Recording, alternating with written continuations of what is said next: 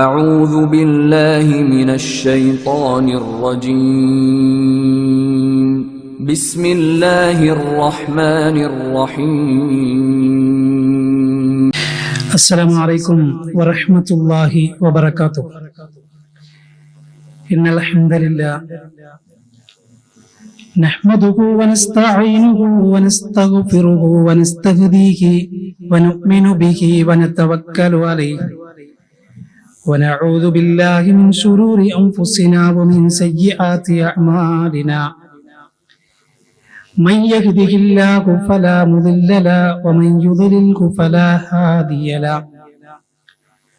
أشهد أن لا إله إلا الله وأشهد أن محمدا عبده ورسوله أرسله بالهدى ودين الحق ليظهره على الدين كله وكفى بالله شهيدا.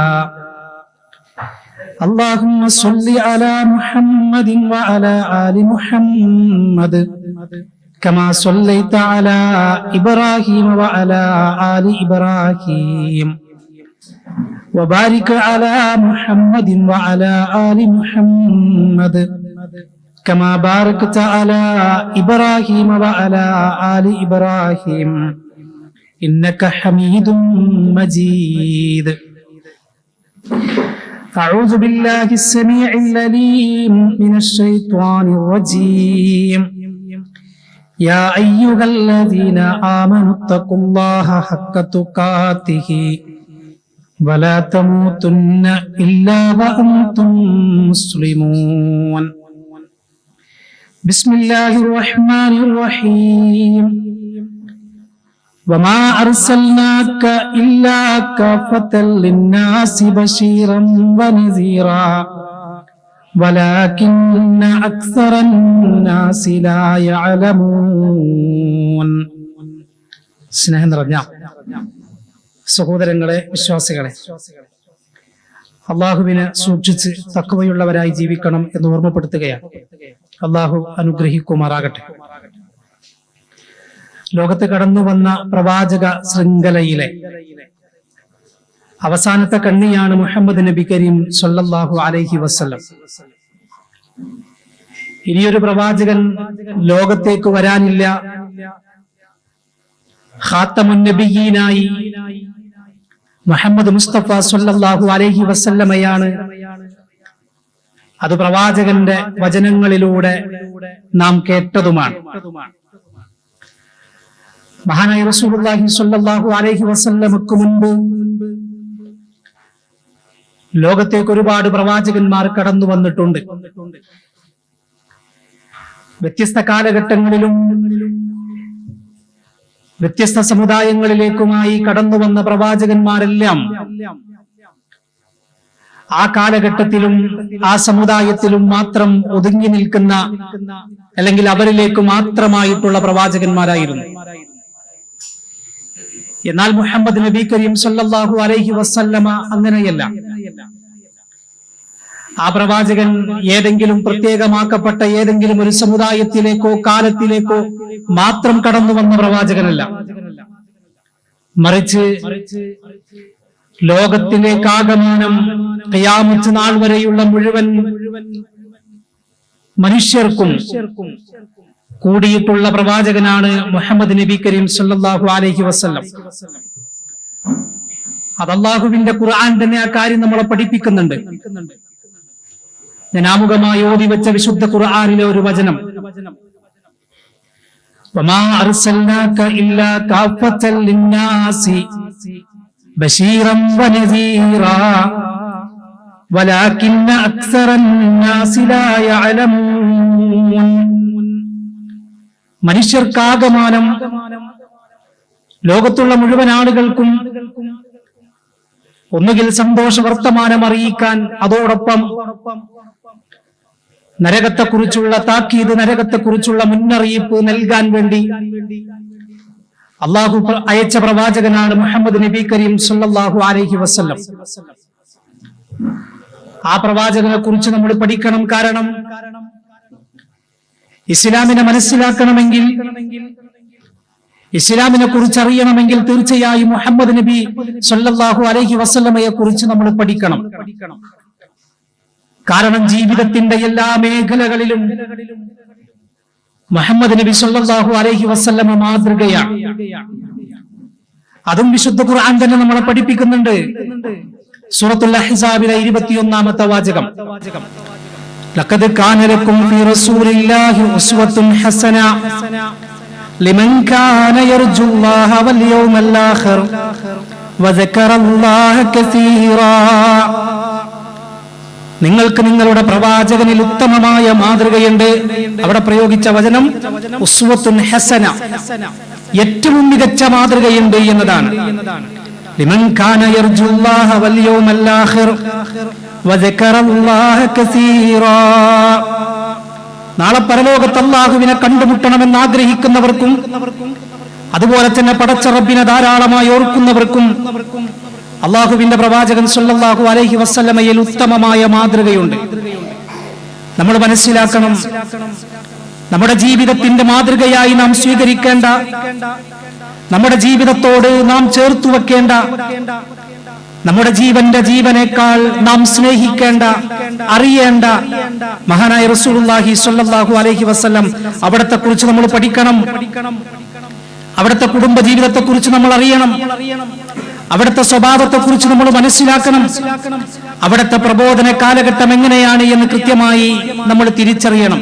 അങ്ങനെ മുഹമ്മദ് നബി സല്ലല്ലാഹു അലൈഹി വസല്ലമയുടെ ജീവിതത്തിന്റെ എല്ലാ മേഖലകളെ കുറിച്ചും വളരെ കൃത്യമായി പഠിക്കുകയും മനസ്സിലാക്കുകയും ചെയ്യുക എന്നത് ഒരു വിശ്വാസിയെ സംബന്ധിച്ചിടത്തോളം നിർബന്ധമായ ബാധ്യതയാണ്. കാരണം ഒരു മനുഷ്യന്റെ ഏറ്റവും വലിയ സൗഭാഗ്യം എന്ന് പറയുന്നത്, ഒരു മനുഷ്യന്റെ ഏറ്റവും വലിയ അനുഗ്രഹം എന്ന് പറയുന്നത് അത് മുഹമ്മദ് നബി സല്ലല്ലാഹു അലൈഹി വസല്ലമയെ കുറിച്ച് കേൾക്കലാണ്, അറിയലാണ്. അതുകൊണ്ടാണ് മുൻഗാമികൾ രേഖപ്പെടുത്തിയത്, നിങ്ങൾക്ക് സ്വർഗത്തെ കുറിച്ച് ആഗ്രഹിക്കുന്നുവെങ്കിൽ, നിങ്ങൾ സ്വർഗത്തിലേക്ക് പ്രവേശിക്കണമെന്ന് ആഗ്രഹിക്കുന്നുവെങ്കിൽ നിങ്ങൾ ആദ്യം ചെയ്യേണ്ടത്, നിങ്ങളുടെ മനസ്സിലേക്ക് ആദ്യം കടന്നു വരേണ്ടത് മുഹമ്മദ് നബി സല്ലല്ലാഹു അലൈഹി വസല്ലമയുടെ മുഖമാണ്. ആ പ്രവാചകനെ കാണണമെന്ന് നിങ്ങൾ ആഗ്രഹിക്കണം. ആ പ്രവാചകന്റെ മുഖത്തേക്കൊന്ന് നോക്കണമെന്ന് നിങ്ങൾ ആഗ്രഹിക്കണം. നിങ്ങൾക്ക് വല്ലാത്ത പൂതിയുണ്ടാവണം. തീർച്ചയായും ആ പൂതിയാണ്, ആ ആഗ്രഹമായിരിക്കണം നിങ്ങൾക്ക് സ്വർഗത്തിലേക്ക് പ്രവേശിക്കണമെന്ന ചിന്തയ്ക്ക് ഏറ്റവും പ്രധാനപ്പെട്ടത് എന്ന് മുൻഗാമികൾ രേഖപ്പെടുത്തിയിട്ടുണ്ട്. അഥവാ മുഹമ്മദ് നബി സല്ലല്ലാഹു അലൈഹി വസല്ലമയെ കുറിച്ച് കേൾക്കുമ്പോ, ആ പ്രവാചകനെ കുറിച്ച് നമ്മൾ പഠിക്കുമ്പോ, ആ പ്രവാചകനെ കുറിച്ച് സംസാരിക്കുക എന്നതൊക്കെ ഒരു വലിയ അനുഗ്രഹമായി, ഒരു വലിയ സൗഭാഗ്യമായി. അതോടൊപ്പം ഓരോ വാചകങ്ങൾ കേൾക്കുമ്പോഴും, ആ പ്രവാചകനെ കുറിച്ച് കേൾക്കുമ്പോ, ആ പ്രവാചകന്റെ ജീവിതത്തെ കുറിച്ച് കേൾക്കുമ്പോ, ആ പ്രവാചകന്റെ പേര് കേൾക്കുമ്പോ മഹാനായ റസൂലുള്ളാഹി സ്വല്ലല്ലാഹു അലൈഹി വസല്ലമയോട് വല്ലാത്തൊരു ഹുബ്ബ്, വല്ലാത്തൊരു സ്നേഹം മനസ്സിലേക്ക് കടന്നു വരണം എന്നതാണ് ആമുഖമായി എനിക്ക് സൂചിപ്പിക്കുവാനുള്ളത്. നമ്മൾ മനസ്സിലാക്കിയതുപോലെ അള്ളാഹുവിന്റെ പ്രവാചകൻ സ്വല്ലല്ലാഹു അലൈഹി വസല്ലമയെ പഠിക്കാനുള്ള ഒരു ശ്രമത്തിന് ഇന്നിവിടെ തുടക്കം കുറിക്കുകയാണ്. സീറത്തുൻ നബവി അഥവാ പ്രവാചകൻ സ്വല്ലല്ലാഹു അലൈഹി വസല്ലമയുടെ ജീവിത ചരിത്രം. അത് കേവലം ഒരു ചരിത്രം മാത്രമല്ല. ഒരുപാട് ആളുകളുടെ ചരിത്രം നമ്മൾ വായിച്ചിട്ടുണ്ട്. കഴിഞ്ഞുപോയ ഒരുപാട് ആളുകളുടെ ചരിത്രം നമ്മൾ കേട്ടിട്ടുണ്ട്. ഒരുപക്ഷെ ആവേശത്തിനും ആഗ്രഹത്തിനും ഇഷ്ടത്തിനുമൊക്കെയായി അത്തരം ചരിത്രങ്ങളിലൂടെ കടന്നുപോയിട്ടുണ്ട്. പക്ഷേ മുഹമ്മദ് നബി കരീം സല്ലല്ലാഹു അലൈഹി വസല്ലമയുടെ ചരിത്രം അങ്ങനെയല്ല.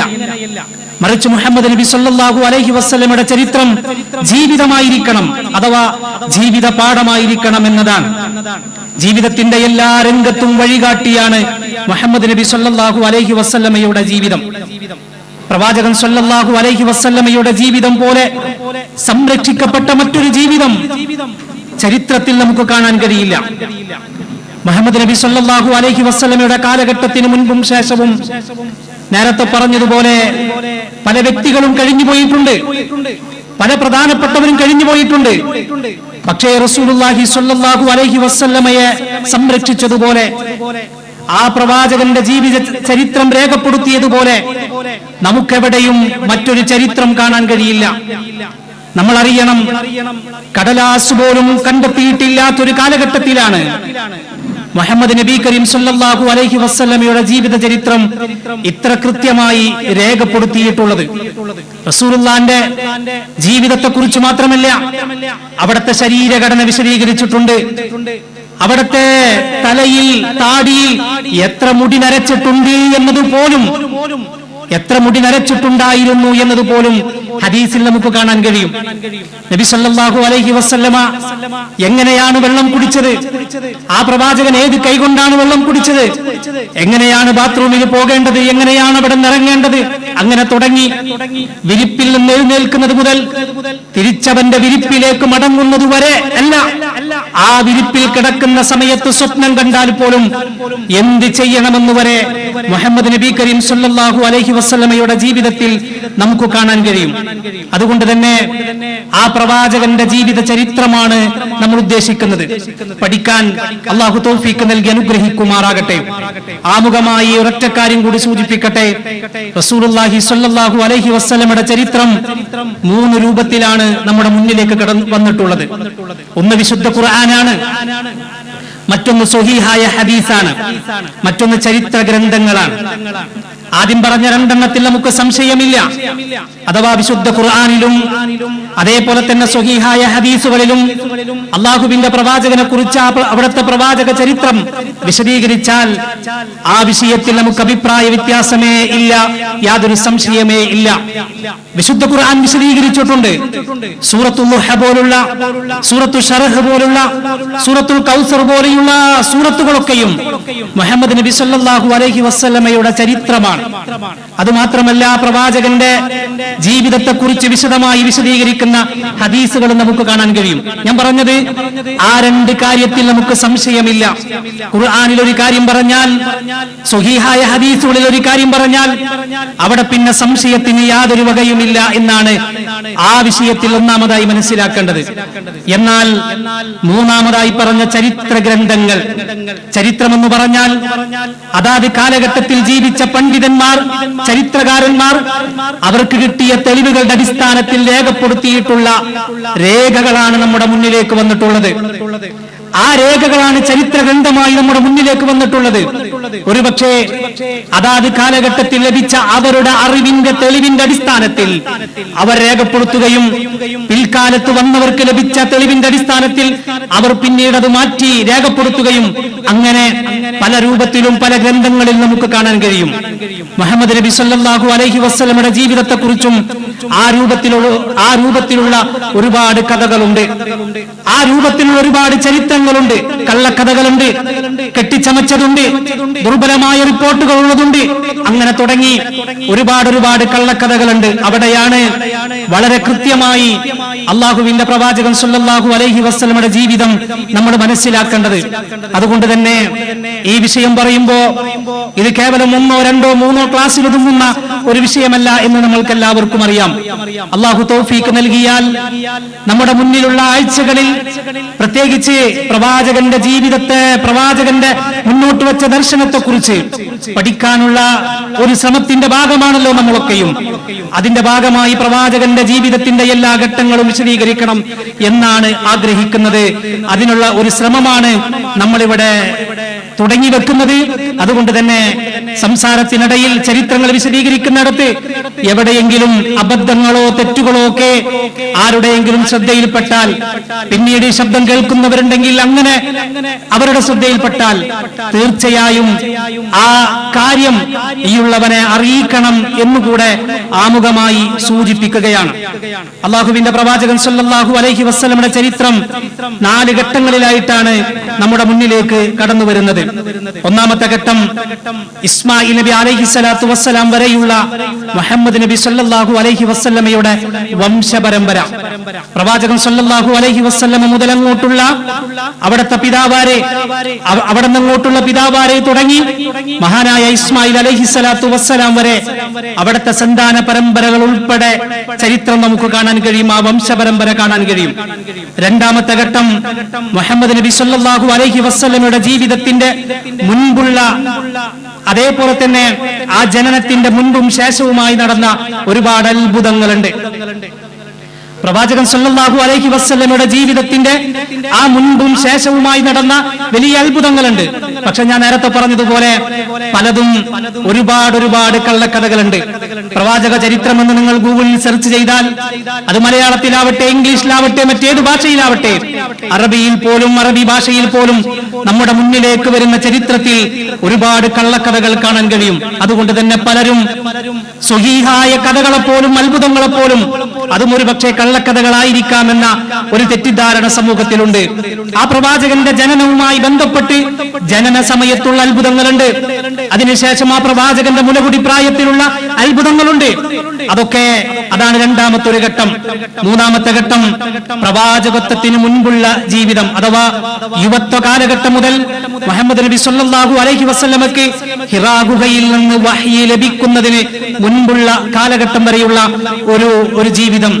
നാലാമത്തെ ഘട്ടം 40-ാമത്തെ വയസ്സിൽ ജബലുൻ നൂറിൽ നിന്നും ഹിറാ ഗുഹയിൽ നിന്നും പ്രവാചകത്വം ലഭിച്ച് അവിടത്തെ 63-ാമത്തെ വയസ്സിൽ ഈ ലോകത്തോട് യാത്ര പറയുന്നത് വരെയുള്ള 23 വർഷക്കാലത്തെ പ്രവാചക ജീവിതം. ഇങ്ങനെ 4 ഘട്ടങ്ങളിലായിട്ടാണ് മുഹമ്മദ് നബി കരീം സല്ലല്ലാഹു അലൈഹി വസല്ലമയുടെ ജീവിതത്തെ കുറിച്ച് നമ്മൾ പഠിക്കുന്നതും മനസ്സിലാക്കേണ്ടതും. അള്ളാഹു തൗഫീഖ് നൽകി അനുഗ്രഹിക്കുമാറാകട്ടെ. ഇൻഷാ അല്ലാഹ് വിഷയത്തിലേക്ക് വരുമ്പോ ഒന്നാമതായി സൂചിപ്പിക്കുവാനുള്ളത് അള്ളാഹുവിന്റെ പ്രവാചകൻ സല്ലല്ലാഹു അലൈഹി വസല്ലം മക്കയിലെ അറബികൾക്കിടയിലേക്കാണ് കടന്നു വരുന്നത്. മുഹമ്മദ് നബി മക്കയിലാണ് ജനിക്കുന്നത്. മുഹമ്മദ് നബി സല്ലല്ലാഹു അലൈഹി വസല്ലം മക്കയിലെ ഏറ്റവും നല്ല അറബി ഭാഷ സംസാരിക്കുന്നവർക്കിടയിലേക്ക് ആ രൂപത്തിലാണ്, ആ തലമുറയിലാണ് മുഹമ്മദ് നബി സല്ലല്ലാഹു അലൈഹി വസല്ലം കടന്നു വരുന്നത്. നോക്കൂ നിങ്ങൾ, അറബികൾ എന്ന് പറഞ്ഞാൽ അറബ് എന്ന ആ പദത്തിന്റെ അർത്ഥം അക്ഷരസ്ഫുടതയോടുകൂടി സംസാരിക്കുക എന്നതാണ്.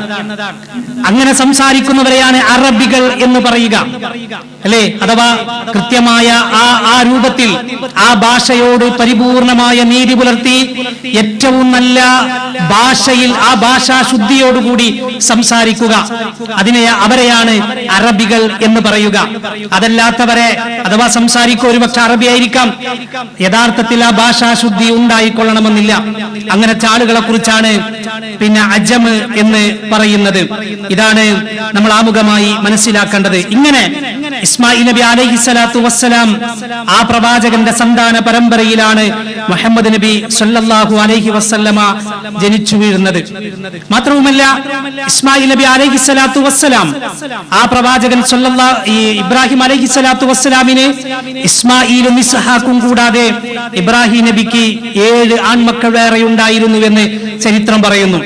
നമ്മളൊക്കെ കേട്ടിട്ടുള്ള, നമ്മളൊക്കെ പഠിച്ചിട്ടുള്ള, അതേപോലെ തന്നെ വിശുദ്ധ ഖുർആനിലും ഹദീസുകളിലും ഒക്കെ വന്നിട്ടുള്ള ഇബ്രാഹിം നബി അലൈഹിസ്സലാത്തു വസ്സലാമയുടെ മക്കളുടെ പേര് പിന്നെ ഇസ്ഹാഖും അതേപോലെ തന്നെ ഇസ്മായിലുമാണെങ്കിൽ അത് കൂടാതെ വേറെയും 7 ആൺമക്കൾ ഇബ്രാഹിം അലൈഹിസ്സലാത്തു വസ്സലാമിന് ഉണ്ടായിരുന്നു എന്ന് ചരിത്രത്തിൽ നമ്മൾ കാണുകയാണ്. ഇബ്രാഹിം അലൈഹിസ്സലാത്തു വസ്സലാം മക്കയിലേക്ക് കടന്നു വരികയാണ്. അള്ളാഹു മക്കയെ പാകപ്പെടുത്തുകയാണ്.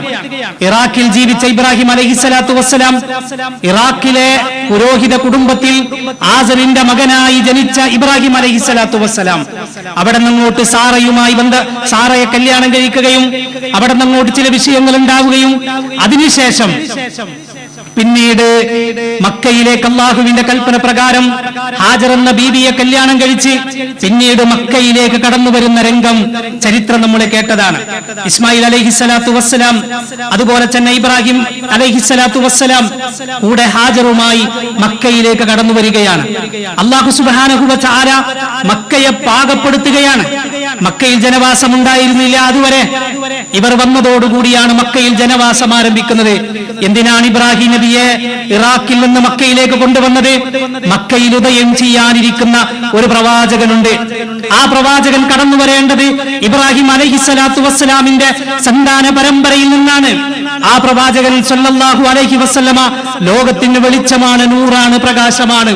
ആ പ്രവാചകൻ സല്ലല്ലാഹു അലൈഹി വസല്ലമ ഖിയാമത്ത് നാൾ വരെയുള്ള മുഴുവൻ ആളുകൾക്കും സമാധാനത്തിന്റെ, ഇസ്ലാമിന്റെ സന്ദേശം അറിയിക്കേണ്ട പ്രവാചകനാണ്. ആ പ്രവാചകൻ ജനിച്ചു വീഴേണ്ടത് മക്കയിലാണ്, ജനിച്ചു വളരേണ്ടതും മക്കയിലാണ്. അതുകൊണ്ട് അള്ളാഹു ആ മക്കയെ പാകപ്പെടുത്തുകയാണ്. ഇറാഖിൽ നിന്നും മഹാനായ ഇബ്രാഹിം അലൈഹിസ്സലാത്തു വസ്സലാമിനെ മക്കയിലേക്ക് കൊണ്ടുവരികയാണ്.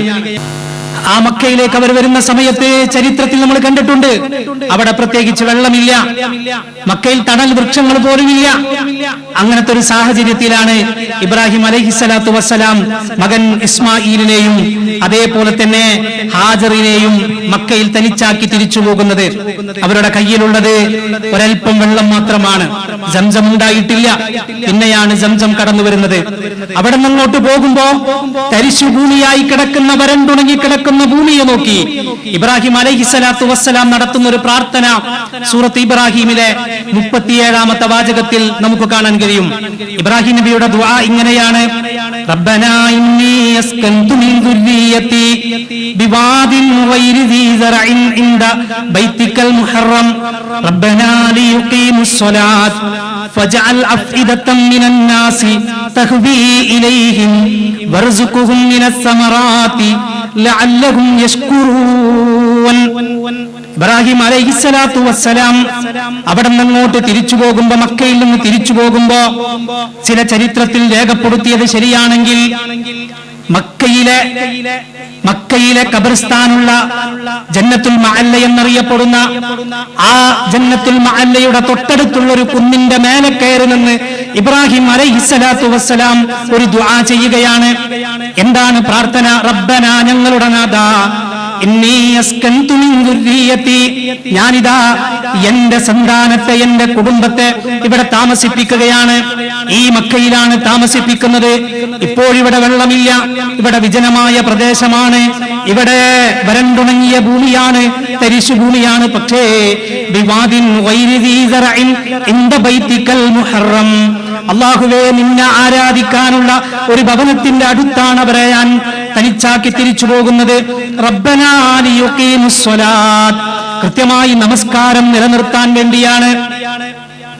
ഇത് പറഞ്ഞ ശേഷം അന്നവിടെ വെച്ച് മക്കയിൽ ഹാജറല്ലാത്ത, ഇസ്മായിലല്ലാത്ത, വേറെ മൂന്നാമത്തെ ഒരാളില്ലാത്ത സമയത്ത് ഇബ്രാഹിം അലൈഹിസ്സലാത്തു വസ്സലാം പ്രാർത്ഥിച്ച പ്രാർത്ഥന ഫജ്അൽ അഫ്ഇദതൻ മിനൻ നാസി തഹ്വി ഇലൈഹിം, അല്ലാഹുവേ, ഖിയാമത്ത് നാൾ വരെയുള്ള മുഴുവൻ ആളുകളുടെയും മനസ്സ് മക്കത്തേക്ക് കൊതിക്കുന്ന രൂപത്തിലേക്ക് അവരുടെ മനസ്സിൽ മക്കയെ ആഗ്രഹിപ്പിക്കണമേ. നോക്കൂ നിങ്ങൾ, നൂറ്റാണ്ടുകൾക്ക് മുമ്പ് ഇബ്രാഹിം നബിയുടെ ദുആ, അന്നവിടെ തരിശുഭൂമിയാണ്, അന്നവിടെ വരണ്ടുണങ്ങിക്കിടക്കുന്ന ഭൂമിയാണ്, കഅബാലയം ഉയർത്തപ്പെട്ടിട്ടില്ല, സംസം വന്നിട്ടില്ല, സഫയും മർവയും അറിയപ്പെട്ടിട്ടില്ല. ആ സമയത്താണ് ഇബ്രാഹിം അലൈഹിസ്സലാത്തു വസ്സലാം അവിടെ വെച്ച് ദുആ ചെയ്യുന്നത്, റബ്ബേ, ഖിയാമത്ത് നാൾ വരെയുള്ള മുഴുവൻ ആളുകളുടെയും മനസ്സ് മക്കത്തേക്കൊന്ന് കൊതിക്കണം, മക്കയെ കാണാൻ ആഗ്രഹിക്കണം, മക്കയിലേക്ക് പോകാൻ ആഗ്രഹിക്കണം, അവരുടെ മനസ്സ് കൊതിക്കണം. ഫജഅൽ അഫ്ഇദതൻ മിനൻ നാസി തഹ്വി ഇലൈഹിം വർസുഖുഹും മിനസ് സമറാത്തി ലഅല്ലഹും യശ്കുറൂൻ. ഇവിടെ ഇന്നൊന്നും തിന്നാനില്ല, ഇവിടെ ഒരൽപ്പം വെള്ളം പോലും ഇല്ലാത്ത സമയത്ത് ഇബ്രാഹിം നബിയുടെ ദുആ, അല്ലാഹുവേ, എല്ലാ രൂപത്തിലുള്ള പഴവർഗ്ഗങ്ങളും, റബ്ബേ, എല്ലാ രൂപത്തിലുള്ള പഴവർഗ്ഗങ്ങളും ഈ മക്കയിൽ നിന്നും നീ ഉൽപ്പാദിപ്പിക്കണമേ. നോക്കൂ നിങ്ങൾ, ഇബ്രാഹിം അലൈഹിസ്സലാത്തു വസ്സലാമിന്റെ പ്രാർത്ഥനയാണ് സഹോദരങ്ങളെ നമ്മൾ ഈ കാണുന്നത്. എന്തിനാ അങ്ങനെ പ്രാർത്ഥിച്ചത്? അതാണ് ഞാൻ നേരത്തെ പറഞ്ഞത്. വരാനിരിക്കുന്നു ലോകത്തിന്റെ പ്രവാചകൻ മുഹമ്മദ് നബി സല്ലല്ലാഹു അലൈഹി വസല്ലം. അവിടെ ഇനി തീർന്നില്ല, മറ്റൊരു പ്രാർത്ഥന കൂടി നമുക്ക് കാണാൻ കഴിയും. ഇബ്രാഹിം അലൈഹിസ്സലാത്തു വസ്സലാം അവിടെ വെച്ച് മറ്റൊരു പ്രാർത്ഥന പ്രാർത്ഥിക്കുന്നുണ്ട്. റബ്ബനാ വബഅസ് ഫീഹിം റസൂലൻ മിൻഹും യത്ലു അലൈഹിം ആയാതിക വയുഅല്ലിമുഹുൽ കിതാബ വൽ ഹിക്മ വയുസക്കീഹിം ഇന്നക അൻതൽ അസീസുൽ ഹകീം. ഇബ്രാഹിം നബിയുടെ ദുആയാണ്. നൂറ്റാണ്ടുകൾക്കിപ്പുറം വരാനിരിക്കുന്ന മുഹമ്മദ് നബി സല്ലല്ലാഹു അലൈഹി വസല്ലമക്ക് വേണ്ടി ഇബ്രാഹിം നബി ദുആ ചെയ്യുകയാണ്. റബ്ബനാ വബഅസ് ഫീഹിം റസൂലൻ മിൻഹും, അല്ലാഹുവേ, എന്റെ സന്താനങ്ങളിൽ നിന്ന് നീ ഒരു പ്രവാചകനെ നോക്കൂ നിങ്ങൾ ആ വാചകം, നീ ഒരു പ്രവാചകനെ നിയോഗിക്കണമേ. യത്ലു അലൈഹിം ആയാതിക വയുഅല്ലിമുഹുൽ കിതാബ വൽ ഹിക്മ വയുസക്കീഹിം ഇവർക്ക് വേദങ്ങൾ പഠിപ്പിക്കുന്ന, ആയത്തുകൾ ഓതിക്കൊടുക്കുന്ന, പഠിപ്പിക്കുന്ന, അവരെ സംസ്കരിക്കുന്ന ഒരു പ്രവാചകനെ അല്ലാഹുവേ നീ ഇവിടെ നിയോഗിക്കണമേ. ഇബ്രാഹിം നബിയുടെ പ്രാർത്ഥനയാണ്. അതാണ് ഞാൻ നേരത്തെ പറഞ്ഞത്, ഇതൊന്നും കേവലം ഒരു യാദൃശ്ചികമല്ല. ഇറാഖിൽ നിന്ന് ഇബ്രാഹിം നബിയെ മക്കയിലേക്ക് കൊണ്ടുവന്നത്, സാറയുമായി ബന്ധപ്പെട്ട ചരിത്രത്തിൽ രാജാവുമായി ബന്ധപ്പെട്ട കഥയുണ്ടായത്, അവിടെ നിന്നങ്ങോട്ട് ഹാജർ എന്ന അടിമപ്പെണ്ണിനെ ഇബ്രാഹിം നബിയുടെ ജീവിതത്തിലേക്ക് കൊണ്ടുവന്നത്, അതിനുശേഷം ഇബ്രാഹിം അലൈഹിസ്സലാത്തു വസ്സലാമിനെ മക്കയുടെ വിജനമായ പ്രദേശത്തേക്ക് കൊണ്ടുവന്നത്, ഇതൊന്നും കേവലം യാദൃശ്ചികമല്ല, മറിച്ച് നൂറ്റാണ്ടുകൾക്ക് ശേഷം സംഭവിക്കാനിരിക്കുന്ന ഏറ്റവും പ്രധാനപ്പെട്ട ഒരു കാര്യത്തിനു വേണ്ടി അല്ലാഹു സുബ്ഹാനഹു വ തആല മക്കയെ ഒരുക്കുകയാണ്. അതുകൊണ്ടാണ് മുഹമ്മദ് നബി സല്ലല്ലാഹു അലൈഹി വസല്ലം പറഞ്ഞത്, അന ദഅവതു അബി ഇബ്രാഹിം, ഞാൻ എന്റെ പിതാവായ ഇബ്രാഹിം നബിയുടെ പ്രാർത്ഥനയ്ക്കുള്ള ഉത്തരമാണ് എന്ന് അള്ളാഹുവിന്റെ പ്രവാചകൻ സല്ലല്ലാഹു അലൈഹി വസല്ലമ പറയുന്നുണ്ട്.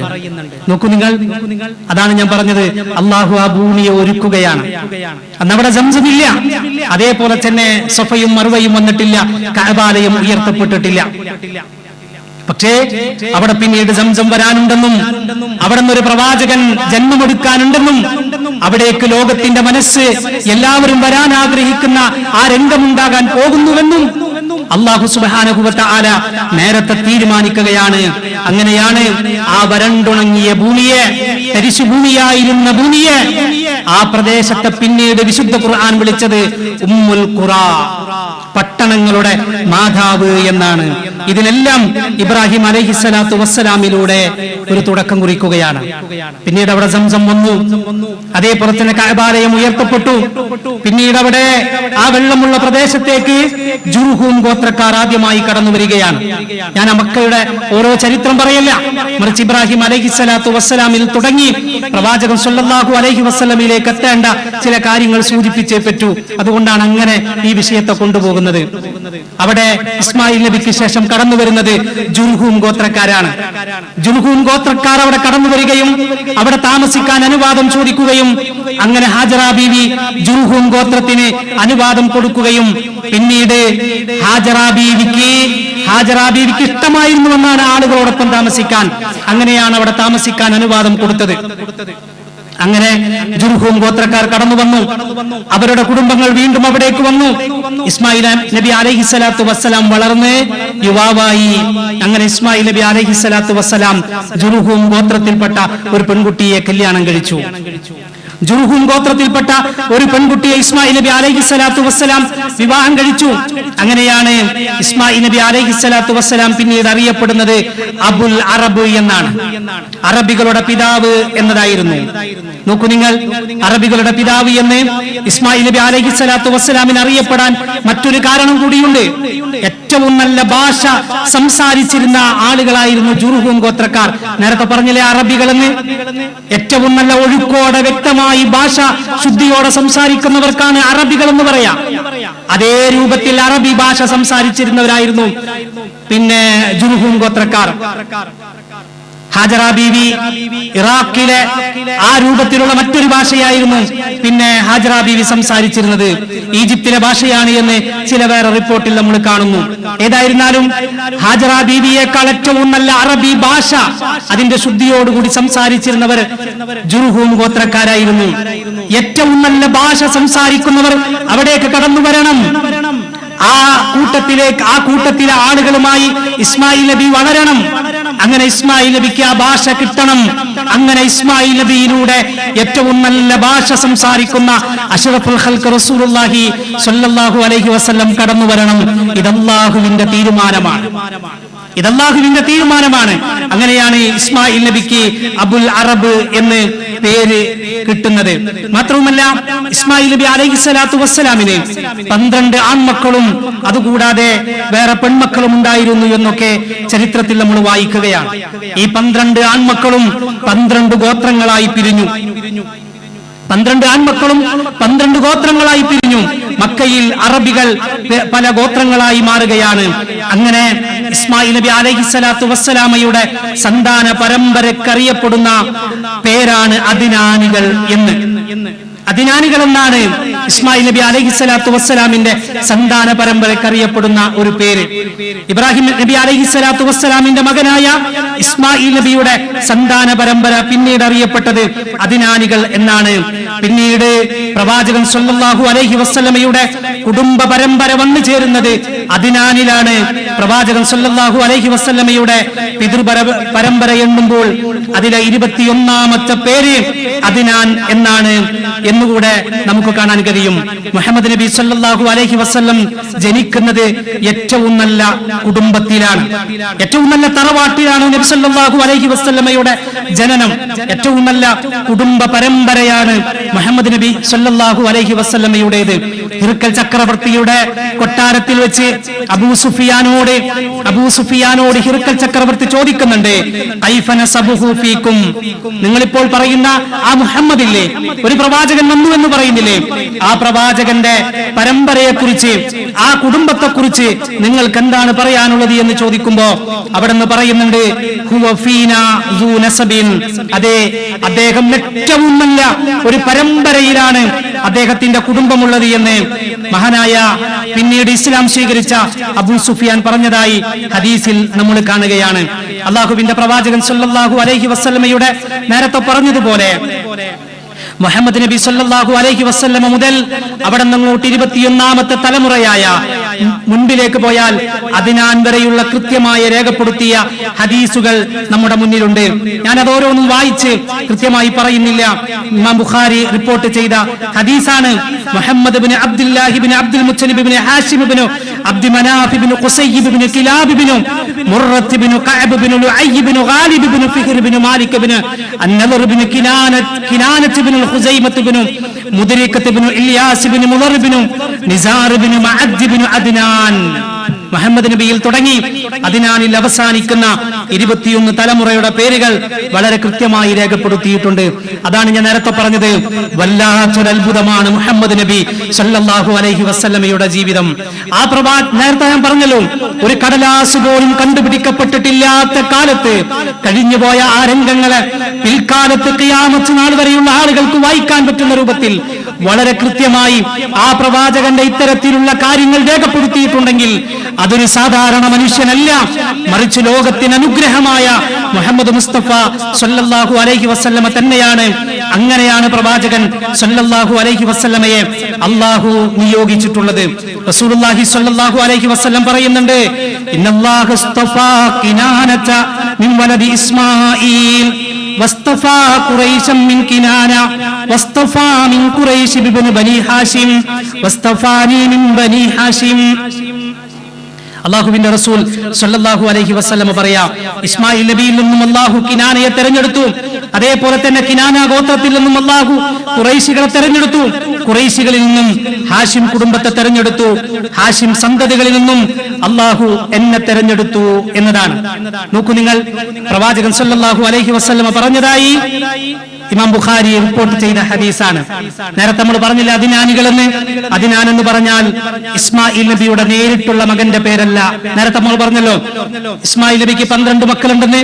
ആ 12 മക്കളിൽ ഒരാളല്ല അദിനാൻ, മറിച്ച് പിൽക്കാലത്ത് ആ 12 മക്കളുടെ സന്താന പരമ്പരയിൽപ്പെട്ട ഏറ്റവും പ്രമുഖനായ ഒരു ഗോത്രത്തലവനായിരുന്നു അദിനാൻ എന്നുകൂടെ നമ്മൾ മനസ്സിലാക്കണം.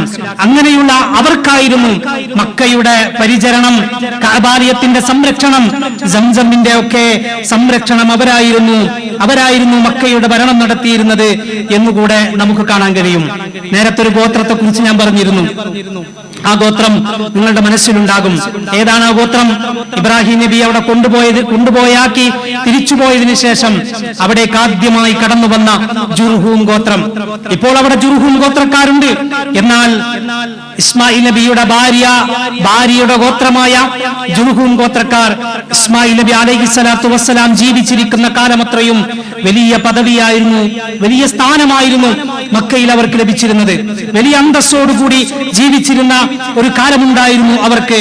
എന്നാൽ ഇസ്മായിൽ നബി അലൈഹിസ്സലാത്തു വസ്സലാമിന്റെ കാലശേഷം ജുർഹും ഗോത്രക്കാർ അവർ പല രൂപത്തിലും അവിടെ മക്കയിൽ പ്രയാസങ്ങൾ ഉണ്ടാക്കാൻ തുടങ്ങി. മക്കയിലേക്ക് തീർത്ഥാടനത്തിന് കഅബയിലേക്ക് ഹജ്ജിന് വരുന്ന ആളുകളെ അവർ ശല്യം ചെയ്യാൻ തുടങ്ങി. അതേപോലെ തന്നെ ഹജ്ജിന് വരുന്നവരിൽ നിന്നും നികുതി ഈടാക്കാൻ തുടങ്ങി, അവരിൽ നിന്നും പൈസ വാങ്ങാൻ തുടങ്ങി. മക്കയിൽ ആളുകൾക്ക് താമസിക്കാൻ കഴിയാത്തൊരവസ്ഥ, പ്രയാസങ്ങൾ അവർ സൃഷ്ടിച്ചു. അവസാനം അവരെ അഥവാ ജുർഹും ഗോത്രക്കാരാണ് അവിടേക്ക് ആദ്യമായി കടന്നു വന്നത് എങ്കിൽ അവരുടെ പ്രവർത്തനങ്ങൾ മൂലം നാട്ടുകാർ, മക്കയിലെ ആളുകൾ ജുർഹും ഗോത്രക്കാരെ മക്കയിൽ നിന്ന് ഓടിക്കുകയാണ്. മക്കയിൽ താമസിക്കാൻ കഴിയാത്തൊരവസ്ഥ അവർക്കുണ്ടാക്കുകയാണ്. അതെങ്ങനെയാണ് സംഭവിച്ചത് എന്നറിയോ? അവർ ഈ പറഞ്ഞതുപോലെ പ്രയാസങ്ങൾ ഉണ്ടാക്കിയപ്പോ അവരെ നാട്ടുകാരെല്ലാവരും കൂടി ഓടിച്ചു. ആ ഓടിച്ചു വിട്ട സന്ദർഭത്തിൽ അവർ ചെയ്തൊരു കാര്യമുണ്ട്, ജുർഹും ഗോത്രക്കാർ ചെയ്തൊരു കാര്യമുണ്ട്. മക്കയിൽ ഹജ്ജിന് വരുന്ന ആളുകൾ കഅബാലയത്തിങ്കൽ സ്വർണം, സാധാരണ നമ്മൾ പറയാലോ കാഴ്ചവെക്കുമെന്ന് പറയും, അങ്ങനെ ആളുകൾ സ്വർണം കാഴ്ചവെക്കാറുണ്ട്. അതൊക്കെയും ഈ ജുർഹും ഗോത്രക്കാർ കൈക്കലാക്കുകയും ഇവർ അവിടെ നിന്ന് പോകേണ്ടി വരും, യമനിലേക്ക് അവർ നാടുവിടേണ്ടി വരും എന്ന അവസ്ഥയെത്തിയപ്പോ ആ സ്വർണമെല്ലാം എടുത്ത് സംസം കിണറിലേക്കിട്ടു. ഇവരുടെ കയ്യിലുണ്ടായിരുന്ന മറ്റു വസ്തുക്കളെല്ലാം സംസം കിണറിലേക്കിട്ടു. അങ്ങനെ സംസം മൂടിക്കളഞ്ഞുവെന്ന് മാത്രമല്ല, അവിടെ ഒരു സംസം കിണറുണ്ടായി എന്ന ഒരടയാളം പോലും ബാക്കി വെക്കാതെ ജുർഹും ഗോത്രക്കാർ യമനിലേക്ക് രക്ഷപ്പെട്ടുവെന്നാണ് ചരിത്രം പറയുന്നത്. അങ്ങനെയാണ് അവിടേക്ക് ഖുസാ ഗോത്രക്കാർ കടന്നു വരുന്നത്. ജുർഹും ഗോത്രത്തിന് ശേഷം പിന്നീട് അവിടേക്ക് കടന്നു വരുന്നത് ഖുസാ ഗോത്രക്കാരാണ്. ജുർഹുമിന് ശേഷം മക്കയുടെ ഭരണം ഖുസാ ഗോത്രക്കാരുടെ കയ്യിലാണ്. ഖുസാ ഗോത്രം എന്ന് പറഞ്ഞാൽ അവർ മക്കക്കാരല്ല, അവർ യമനിലെ ആളുകളായിരുന്നു, യമൻകാരായിരുന്നു അവർ. അവിടത്തെ ആ യമനിലെ ആളുകൾ അവിടത്തെ മആരിബ് അണക്കെട്ട് തകർന്നതിനെ തുടർന്നാണ് അവർ മക്കയിലേക്ക് ഖുസാ ഗോത്രം മക്കയിലേക്ക് എത്തിപ്പെട്ടത് എന്ന് ചരിത്രത്തിൽ വായിക്കാൻ കഴിയും. അഥവാ യമനിലെ മആരിബ് അണക്കെട്ട് തകർന്നപ്പോ അവിടെയുണ്ടായിരുന്ന രണ്ട് പ്രധാനപ്പെട്ട ഗോത്രങ്ങൾ, ഒന്ന് ശനൂ ഗോത്രം, മറ്റൊന്ന് ഖുസാ ഗോത്രം, രണ്ട് ദിക്കുകളിലേക്കായി പോയി. ഇതിൽ ഖുസാ ഗോത്രം നേരെ പോയത് സിറിയയിലേക്കാണ്. രണ്ടാമത്തെ ഗോത്രമായ ശനൂ ഗോത്രം വന്നത് ഇന്ന് നമ്മൾ താമസിക്കുന്ന ഈ ഒമാനിലേക്കാണ്. എന്നാൽ ശനൂ ഗോത്രത്തിന്റെ ചരിത്രം അവിടെ വെച്ച് അവസാനിക്കുകയാണ്.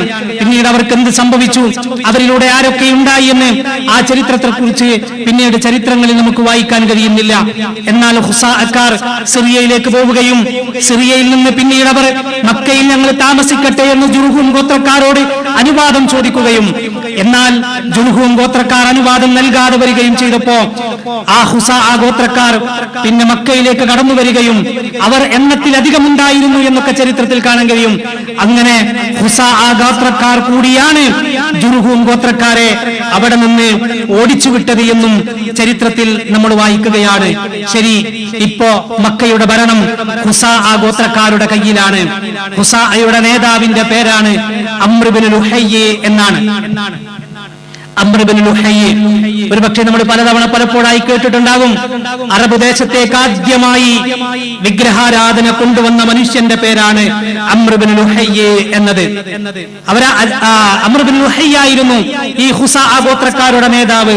അദ്ദേഹം ഷാമിലേക്ക് പോയപ്പോ അവിടെ നിന്നും ഹുബിലി എന്ന് പേരുള്ള ഒരു വിഗ്രഹം, അവിടുത്തെ ആളുകൾ ആരാധിക്കുന്ന വിഗ്രഹങ്ങളെ കണ്ടപ്പോ അതിലൊരു വിഗ്രഹം എനിക്ക് തരോ എന്ന് ഇദ്ദേഹം ചോദിക്കുകയും അങ്ങനെ ഹുബിൽ എന്ന് പേരുള്ള ഒരു വിഗ്രഹത്തെ അദ്ദേഹത്തിന് നൽകുകയും അങ്ങനെ അദ്ദേഹം കൊണ്ടുവന്ന് കഅബയുടെ തൊട്ടടുത്ത് സ്ഥാപിച്ചു. അത് കണ്ടപ്പോ മക്കയിലെ ആളുകൾക്ക് അതിൽ വല്ലാത്തൊരു ആവേശം തോന്നുകയാണ്. അത് പിന്നീട് 1 നിന്ന് 2 പോയി, പിന്നീട് 3 4 അവിടെ വിഗ്രഹങ്ങൾ ഒരുപാടായി. മക്കക്കകത്തും പുറത്തുമായി ധാരാളം വിഗ്രഹങ്ങൾ വന്നു. സൊഫാ കുന്നിന്റെ മേലെയും താഴെയുമായി ഒരുപാട് വിഗ്രഹങ്ങൾ വന്നു. ലാത്തയും മുസ്സയും മനാത്തയും ഉബുലുമൊക്കെയായി ധാരാളം വിഗ്രഹങ്ങൾ, പേരുള്ളതും ഇല്ലാത്തതുമായ ധാരാളം വിഗ്രഹങ്ങൾ അവിടെ വന്നു. അവസാനം മുഹമ്മദ് നബി സല്ലല്ലാഹു അലൈഹി വസല്ലം മക്കയുടെ വിജയത്തിന്റെ അന്ന് കഅബാലയത്തിന്റെ അകത്തേക്ക് പോയി തിരിച്ചിറങ്ങുമ്പോ ആ തന്റെ കയ്യിലുള്ള വടി കൊണ്ട് 350-ലേറെ വിഗ്രഹങ്ങളെ കഅബാലയത്തിന്റെ അകത്ത് തട്ടിയിട്ടു എന്നൊക്കെ, അതിന്റെ അകത്തുനിന്നും തുടച്ചു നീക്കി എന്നൊക്കെ ചരിത്രത്തിൽ നമ്മൾ വായിക്കുകയാണ്. ഈ അംർ ഇബ്നു ലുഹയ്യിനെ കുറിച്ചും നമ്മൾ മനസ്സിലാക്കണം. അള്ളാഹുവിന്റെ പ്രവാചകൻ സല്ലല്ലാഹു അലൈഹി വസല്ലം അറബ് ദേശത്തേക്ക് ആദ്യമായി വിഗ്രഹാരാധന, ബഹുദൈവാരാധന, ശിർക്ക് കൊണ്ടുവന്ന ആ അംർ ബിൻ ലുഹൈനെ കുറിച്ച് നബി സല്ലല്ലാഹു അലൈഹി വസല്ലം പറഞ്ഞത്, ഞാൻ അവനെ നരകത്തിൽ കണ്ടു, നരകത്തിൽ അവന്റെ കുടൽമാല വലിച്ചുകൊണ്ട് അവനെ കൊണ്ട് നടക്കുകയാണ്. കാരണം അവനാണ് ആദ്യമായി വിഗ്രഹാരാധന അറബ് ദേശത്തേക്ക് കൊണ്ടുവന്നത് എന്ന് അള്ളാഹുവിന്റെ പ്രവാചകൻ സല്ലല്ലാഹു അലൈഹി വസല്ലം പറയുന്നുണ്ട്. ഇപ്പോൾ ഖുസാ ഗോത്രം മക്കയിൽ ഭരണം നടത്തുകയാണ്. ഏകദേശം 3.5 നൂറ്റാണ്ടിലേറെ കാലം ഖുസാ ഗോത്രം മക്കയിൽ ഭരണം നടത്തിയെന്നാണ്. അക്കാലഘട്ടത്തിലാണ് മക്കയുടെ ഏറ്റവും നീചമായ പ്രവർത്തനങ്ങൾ, മക്കയിൽ ഏറ്റവും വലിയ തോന്യാസങ്ങൾക്ക് തുടക്കം കുറിച്ചതും അത് വ്യാപകമായതും ഈ ഖുസാ ഗോത്രക്കാരുടെ കാലഘട്ടത്തിലാണ് എന്ന് ചരിത്രത്തിൽ കാണാം. അവിടെ വ്യഭിചാരം വർദ്ധിച്ചത്, അവിടെ മദ്യം വർദ്ധിച്ചത്, അവിടെ ലഹരി വർദ്ധിച്ചത്, അതേപോലെ തന്നെ പിന്നെ പലിശ വർദ്ധിച്ചത്, പെൺകുട്ടികളെ കുഴിച്ചു മൂടുന്ന സമ്പ്രദായത്തിനൊക്കെ തുടക്കം കുറിച്ചത് ഈ ഖുസാ ഗോത്രക്കാരായിരുന്നുവെന്ന് ചരിത്രത്തിൽ നമ്മൾ കാണുകയാണ്. നിസ്സാരമായ കാര്യങ്ങൾക്ക് വേണ്ടി ധാരാളം യുദ്ധം നടത്തുകയും പ്രശ്നമുണ്ടാക്കുകയും അങ്ങനെ 3.5 നൂറ്റാണ്ട് കാലത്തോളം അവർ അവിടെ ആ മക്കയിൽ യുദ്ധം നടത്തുകയാണ്. പിന്നീട് ആ ഖുസായിൽ നിന്നും മക്കയുടെ അധികാരം ഖുറൈശികൾ പിടിച്ചെടുക്കുകയാണ്. ഖുറൈശികൾ പിന്നീട് ഖുസായിൽ നിന്നും 3.5 നൂറ്റാണ്ടിന് ശേഷം പിന്നെ ഖുറൈശികൾ മക്കയുടെ അധികാരം പിടിച്ചെടുക്കുകയാണ്. ആ അധികാരം പിടിച്ചെടുക്കുന്നതിൽ മുൻപിൽ നിന്ന നേതാവിന്റെ പേരാണ് ഖുസൈ ഇബ്നു ഖിലാബ് എന്ന്. ഖുസൈ ഇബ്നു ഖിലാബ് അദ്ദേഹം മക്കയുടെ ഭരണം ഖുസായിൽ നിന്നും പിടിച്ചെടുത്തത് സൈനിക ശക്തി കൊണ്ടല്ല, അധികാര ശക്തി കൊണ്ടല്ല, അതേപോലെ തന്നെ ആയുധബലം കൊണ്ടല്ല, മറിച്ച് ഖുസായിൽ നിന്നും പിന്നെ ഖുസൈ ഇബ്നു ഖിലാബ് മക്കയുടെ ഭരണം പിടിച്ചെടുത്തത് കൃത്യമായ ജനാധിപത്യ രീതിയിലായിരുന്നു എന്നാണ്. അദ്ദേഹം ആദ്യം ചെയ്ത രീതി ഈ ഖുസാക്കാരുടെ തോന്യാസങ്ങൾക്കെതിരെ ശബ്ദിക്കാൻ ഒരു ടീമിനെ ഉണ്ടാക്കി. പ്രത്യേകിച്ച് ഖുറൈശികൾ അവിടെയുണ്ട്. ആരാണ് ഖുറൈശികൾ എന്ന് പിന്നീട് പറയാം. ആ ഖുറൈശികൾ എന്ന് പറഞ്ഞാൽ ഒരാളുടെ പേരല്ല, മറിച്ച് 10ലധികം ഗോത്രങ്ങളുടെ ഒരു കൂട്ടമാണ് ഖുറൈശ്. ഖുറൈശ് എന്ന് പറഞ്ഞാൽ ഒരു ഗോത്രത്തിന്റെ പേരല്ല, മറിച്ച് ഒരുപാട് ഗോത്രങ്ങൾ അടങ്ങിയ, അഥവാ ബനു ഹാഷിം, ബനു ഉമയ്യ, ബനു മഹ്സൂർ, ബനു സൂറ, ബനു തയ്യിർ ഇങ്ങനെ തുടങ്ങി 10ലധികം ഗോത്രങ്ങളുടെ ഒരു കൂട്ടായ്മക്ക് പറയുന്ന പേരാണ് ഖുറൈശികൾ എന്ന്. ആ ഖുറൈശികളുടെ നേതാവിന്റെ പേര് അല്ലെങ്കിൽ ഖുറൈശികളുടെ പിതാവെന്നറിയപ്പെടുന്നത് ഫിഹ്ർ എന്ന ആളെയാണ്. ഈ ഫിഹ്ർ നമ്മൾ നേരത്തെ ഇമാം ബുഖാരി ഉദ്ധരിച്ച പ്രവാചകൻ സല്ലല്ലാഹു അലൈഹി വസല്ലമയുടെ ആ പിതാക്കളുടെ ആ വംശപരമ്പര എണ്ണിയ കൂട്ടത്തിൽ ഫിഹ്റിനെ നമുക്ക് കാണാൻ കഴിയും. ആ ഫിഹ്റിന്റെ മറ്റൊരു പേരായിരുന്നു ഖുറൈശ് എന്നും. അദ്ദേഹത്തിന്റെ ആ രൂപത്തിലാണ് അദ്ദേഹം ഖുറൈശികളുടെ പിതാവ് എന്നറിയപ്പെടാനുള്ള കാരണം എന്നും നമ്മൾ കാണുകയാണ്. ഏതായിരുന്നാലും ഈ വ്യത്യസ്ത ഗോത്രങ്ങളെല്ലാം ഒന്നിക്കുന്നത് ഈ ഫിഹ്റിലായതുകൊണ്ടാണ് ഖുറൈശികളുടെ പിതാവ് എന്ന് ഫിഹ്ർ അറിയപ്പെടാനുള്ള ഒരു കാരണം. ഞാൻ പറഞ്ഞു വന്നത്, ഖുറൈശികൾ ഈ നേരത്തെ പറഞ്ഞ ഖുസൈ ഇബ്നു ഖിലാബ് ഖുസായിൽ നിന്നും ഭരണം പിടിച്ചെടുത്തത് ആഭ്യന്തരമായ കൂട്ടായ്മകൾ ഉണ്ടാക്കിയിട്ടാണ്, ജനാധിപത്യ രീതിയിലാണ്, ഇവരുടെ തോന്നിയാസങ്ങൾക്കെതിരെ ശബ്ദിച്ചിട്ടാണ്, ആളുകളെ കൂട്ടിയിട്ടാണ്. അങ്ങനെ നമുക്ക് ചരിത്രത്തിൽ വായിക്കാൻ കഴിയുകയാണ്. മാത്രവുമല്ല, ഈ ഖുസൈ ഇബ്നു ഖിലാബിനെയും നേരത്തെ പറഞ്ഞ മുഹമ്മദ് നബി സല്ലല്ലാഹു അലൈഹി വസല്ലമയുടെ ആ പരമ്പര എണ്ണിയ കൂട്ടത്തിൽ ഖുസൈ ഇബ്നു ഖിലാബിനെയും നമുക്ക് വായിക്കാൻ കഴിയും. ഖുസൈ ഇബ്നു ഖിലാബ് ആ മക്ക പിടിച്ചടക്കിയതിനു ശേഷം അവിടെ വലിയ മാറ്റങ്ങൾ ഉണ്ടാക്കുകയാണ്. അദ്ദേഹം ആദ്യമായി അവിടെ ചെയ്തത് എല്ലാവർക്കും ഒരുമിച്ച് കൂടാൻ പറ്റിയ, എല്ലാവർക്കും അഭിപ്രായങ്ങൾ തുറന്നു പറയാൻ പറ്റിയ അതിനുള്ളൊരു വേദി ഉണ്ടാക്കുകയാണ് ആദ്യമായി ഖുസൈ ഇബ്നു ഖിലാബ് മക്കയിൽ ചെയ്തത്. മക്കയിൽ ആദ്യമായിട്ടാണ് അങ്ങനത്തെ ഒരു സംവിധാനം വരുന്നത്. അതാണ് പിന്നീട് അറിയപ്പെടുന്നത് ദാറുൻ നദ്വ എന്നായിരുന്നു അതിന്റെ പേരെന്നും, പിന്നീട് ഖുറൈശി പാർലമെന്റ് എന്ന പേരിൽ പിൽക്കാലത്ത് അത് അറിയപ്പെട്ടിരുന്നുവെന്നും നമുക്ക് കാണാൻ കഴിയും. മാത്രമല്ല, അദ്ദേഹം ഹാജിമാർക്ക് സൗജന്യമായി വെള്ളം, സൗജന്യമായി ഭക്ഷണം കൊടുത്തിരുന്നു എന്നാണ്. ഇത് പറയാനൊരു കാരണം കൂടിയുണ്ട്. നേരത്തെ പറഞ്ഞ ജുർഹും ഗോത്രക്കാരും അതിനുശേഷം വന്ന ഖുസാ ഗോത്രക്കാരും മക്കയിലേക്ക് ഹജ്ജിന് വേണ്ടി വരുന്ന ആളുകളെ ഉപദ്രവിക്കുകയും അവരിൽ നിന്ന് നികുതി ഈടാക്കുകയും അവരിൽ നിന്ന് പൈസ വാങ്ങുകയും ഒക്കെ ചെയ്തപ്പോ ഈ ഖുറൈശികൾ അതിന്റെ തുടക്കം കുറിച്ചപ്പോ പിടിച്ചെടുത്തതിനു ശേഷം ഖുസൈ ഇബ്നു ഖിലാബ് ചെയ്ത ആദ്യത്തെ പ്രവർത്തനങ്ങളിലൊന്ന് മക്കയിലേക്ക് വരുന്നവരെ, പ്രത്യേകിച്ച് ഹജ്ജിന് വരുന്നവരെ മാന്യമായി സ്വീകരിക്കുക എന്നതായിരുന്നു, ഏറ്റവും മാന്യമായി സ്വീകരിക്കുക എന്നതായിരുന്നു. മാത്രവുമല്ല, അവർക്ക് സൗജന്യമായി ഭക്ഷണം കൊടുക്കുകയാണ്, അവർക്ക് സൗജന്യമായി വെള്ളം കൊടുക്കുകയാണ്. ഒരുപക്ഷെ വെള്ളം കൊടുക്കുന്നു ഭക്ഷണം കൊടുക്കുന്നു എന്നൊക്കെ പറയുമ്പോൾ നമുക്ക് തോന്നിയേക്കാം അവിടെ തൊട്ടടുത്തല്ലേ സംസമുള്ളത്, അതൊക്കെ പ്രത്യേകിച്ച് പറയാനുണ്ടോ എന്ന് തോന്നിയേക്കാം. എന്നാൽ അറിയണം, അന്നവിടെ സംസമില്ല. സംസമിന്റെ അടയാളം പോലും അവർക്കറിയില്ല, സംസം എവിടെയാണെന്ന് പോലും അന്നവർക്കറിയില്ല. കാരണം നേരത്തെ ജുർഹും ഗോത്രക്കാർ അവിടെ നിന്നും യമനിലേക്ക് ഓടിപ്പോയ സമയത്ത് നമ്മൾ പറഞ്ഞല്ലോ, അവരുടെ കയ്യിലുണ്ടായിരുന്ന എല്ലാ സ്വർണങ്ങളും അവരുടെ കയ്യിലുണ്ടായിരുന്ന എല്ലാ സാധനങ്ങളും ആ സംസം കിണറിലേക്കിട്ട് സംസം കിണർ മൂടി അതിന്റെ അടയാളം പോലും ആർക്കും പിൽക്കാലത്ത് അറിയപ്പെടാത്ത രൂപത്തിലാക്കിയിട്ടാണ് അവർ പോയത്. അതുകൊണ്ട് തന്നെ പിൽക്കാലത്ത് വന്ന ഒരാൾക്കും സംസം അറിയുമായിരുന്നില്ല, സംസം വെള്ളം കുടിക്കാൻ അവർക്ക് കിട്ടുമായിരുന്നില്ല. അതുകൊണ്ട് തന്നെ ഇപ്പറയപ്പെട്ട ഖുറൈശികളുടെ ഭരണത്തിന്റെ തുടക്കത്തിലും അവർക്ക് സംസമിനെ കുറിച്ച് അറിയുന്നില്ല. പിൽക്കാലത്ത് വരുന്നുണ്ട് സംസം പിന്നീട് തുറക്കപ്പെടുന്നത് അബ്ദുൽ മുത്തലിബിന്റെ കാലത്താണ്. അബ്ദുൽ മുത്തലിബ് ഒരു സ്വപ്നം കാണുകയും ആ സ്ഥലത്ത് പോയി പിന്നെ കുഴി കുഴിക്കുകയും അങ്ങനെയാണ് വരുന്നത് സംസം. അത് ഇൻഷാ അല്ലാഹ് പിന്നീട് നമുക്ക് വിശദീകരിക്കാം. ഇവിടെ നമ്മൾ പറഞ്ഞത് ഖുസയ് ഇബ്നു ഖിലാബിന്റെ ചരിത്രമാണ്, ഖുസയ് ഇബ്നു ഖിലാബിന്റെ ഭരണകാലമാണ്. ആ ഭരണകാലത്ത് ഏറ്റവും നല്ല ഭരണം കാഴ്ചവെക്കാൻ ഖുസയ് ഇബ്നു ഖിലാബിന് സാധിച്ചുവെന്നാണ്. അദ്ദേഹത്തിന് ചരിത്രം വായിച്ചാൽ നമുക്ക് കാണാൻ കഴിയും. എല്ലാവരെയും കൂട്ടിയിണക്കി എല്ലാവരെയും പരിഗണിച്ചുകൊണ്ടാണ് ഖുസയ് ഇബ്നു ഖിലാബ് ഭരണം നടത്തിയിരുന്നത്. കഅബയുടെ ചാവി സൂക്ഷിക്കാൻ ഒരു ടീമിനെ ഏൽപ്പിച്ചു, കഅബയെ പരിപാലിക്കാൻ വേറൊരു ടീമിനെ ഏൽപ്പിച്ചു, ഹജ്ജിന് വരുന്നവർക്ക് വെള്ളം കൊടുക്കാൻ ഒരു ടീം, ഹജ്ജിന് വരുന്നവർക്ക് ഭക്ഷണം കൊടുക്കാൻ വേറെ ടീം, അതേപോലെ തന്നെ യുദ്ധങ്ങൾക്ക് നേതൃത്വം നൽകാൻ വേറെ ടീം, അതേപോലെ തന്നെ തന്നെ സഹായിക്കാൻ ഭരണവുമായി ബന്ധപ്പെട്ട് തന്നെ സഹായിക്കാൻ വേറെ ടീമിനെ, അങ്ങനെ അങ്ങനെ ഓരോ ടീമിനെ അദ്ദേഹം തീരുമാനിക്കുകയും അങ്ങനെ ഓരോരുത്തർക്കും കൃത്യമായ ഉത്തരവാദിത്തങ്ങളും പദവികളും നൽകുകയും അവരെ ഏകീകരിച്ച് ആ ഭരണം മുന്നോട്ട് കൊണ്ടുപോവുകയും ചെയ്തുവെന്നാണ് നമുക്ക് മനസ്സിലാക്കാൻ കഴിയുന്നത്. അങ്ങനെ ഏറ്റവും നല്ലൊരു ഭരണം കാഴ്ചവെക്കാൻ ഈ ഖുറൈശികളുടെ ഭരണത്തിന്റെ തുടക്കം കുറിച്ച ഖുസയ് ഇബ്നു ഖിലാബിന് സാധിച്ചുവെന്നാണ് ചരിത്രത്തിൽ നമ്മൾ വായിക്കുന്നത്. ഈ ഖുസയ്യിബിന് ശേഷം പിന്നീട് അദ്ദേഹം മക്കയുടെ ഭരണം വരുന്നത് അദ്ദേഹത്തിന്റെ മക്കളിലേക്കാണ്. ഇൻഷാ അല്ലാഹ് ആ ഭാഗം അല്ലാഹു തൗഫീഖ് നൽകിയാൽ പിന്നീട് നമുക്ക് വിശദീകരിക്കാം. ഞാൻ ഒന്നുകൂടെ സൂചിപ്പിക്കുകയാണ്, ഇതൊരു ചരിത്ര വിശദീകരണമാണ്. അതുകൊണ്ട് തന്നെ ഇതിങ്ങനെ പറയുമ്പോൾ ഒരു പക്ഷേ നിങ്ങളുടെ മനസ്സിലേക്ക് ആ രംഗം ഉണ്ടാകണമെന്നതുകൊണ്ടാണ് അതിന്റെ കൃത്യമായ സ്ക്രീനിലൂടെ തന്നെ കാണിച്ച് നിങ്ങളുടെ ശ്രദ്ധയിലേക്ക് കൊണ്ടുവരുന്നത്. അള്ളാഹുവിന്റെ പ്രവാചകന്റെ പരമ്പരയെ കുറിച്ച് പറയുമ്പോഴൊക്കെ ഒരു ചിത്രം കാണുന്ന രൂപത്തിൽ, അത് വായിക്കുമ്പോൾ ഒരു ചിത്രം കാണുന്ന രൂപത്തിൽ നമ്മുടെ മനസ്സിലേക്ക് ഇങ്ങനെ വരികയാണ്. അതിലൂടെയൊക്കെ ഞാൻ ആമുഖത്തിൽ പറഞ്ഞതുപോലെ നമ്മുടെ മനസ്സ് പോകേണ്ടത് നമ്മുടെ നേതാവ് മുഹമ്മദ് മുസ്തഫ സല്ലല്ലാഹു അലൈഹി വസല്ലമയിലേക്കാണ്. ആ പ്രവാചകനോടുള്ള സ്നേഹം, ആ പ്രവാചകനോടുള്ള ഹുബ്ബ് കൂടുതൽ കൂടുതൽ വർദ്ധിക്കണം. ആ പ്രവാചകന്റെ കുടുംബത്തെ കുറിച്ചാണ് നമ്മൾ പറയുന്നത്. ഇനിയും ഏതാനും ചില കാര്യങ്ങൾ ആ പ്രവാചകന്റെ കുടുംബത്തെ കുറിച്ച് വിശദീകരിക്കാനുണ്ട്. അള്ളാഹു തൗഫീഖ് നൽകിയാൽ അടുത്തയാഴ്ച വിശദീകരിക്കാം.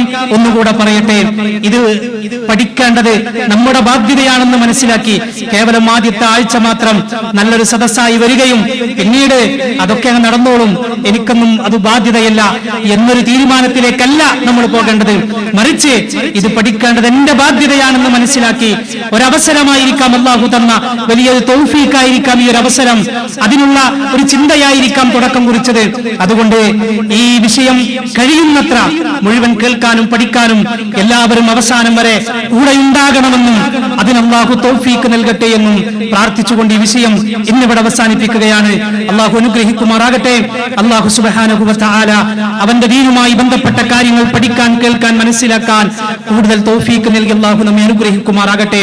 അല്ലാഹുവേ, നിന്റെ പ്രവാചകനെ കുറിച്ച് കേൾക്കാൻ, അവിടുത്തെ ചരിത്രം കേൾക്കാൻ, അതിലൂടെ ആ പ്രവാചകനോടുള്ള ഹുബ്ബ് വർദ്ധിക്കാൻ, ആ പ്രവാചകനോടുള്ള സ്നേഹം വർദ്ധിക്കാൻ നീ ഞങ്ങൾക്ക് തൗഫീഖ് നൽകണേ റഹ്മാനേ. റഹ്മാനും റഹീമുമായ നാഥ, ആ പ്രവാചകനോടൊപ്പം നിന്റെ ജന്നാത്തുൽ ഫിർദൗസിൽ സന്തോഷിക്കുന്നവരുടെ കൂട്ടത്തിൽ നീ ഞങ്ങളെ എല്ലാവരെയും ഉൾപ്പെടുത്തണേ റഹ്മാനേ. അല്ലാഹുവേ, ആ പ്രവാചകനെ കുറിച്ച് കേൾക്കാൻ, അറിയാൻ വീണ്ടും വീണ്ടും അവസരം വരുമ്പോ അതൊന്ന് കേൾക്കാനുള്ള തൗഫീഖ് നാഥ നീ ഞങ്ങൾക്ക് അതിനുള്ള സമയവും അതിനുള്ള ആരോഗ്യവും അതിനുള്ള മനസ്സും നീ ഞങ്ങൾക്ക് നൽകി അനുഗ്രഹിക്കണേ റഹ്മാനേ.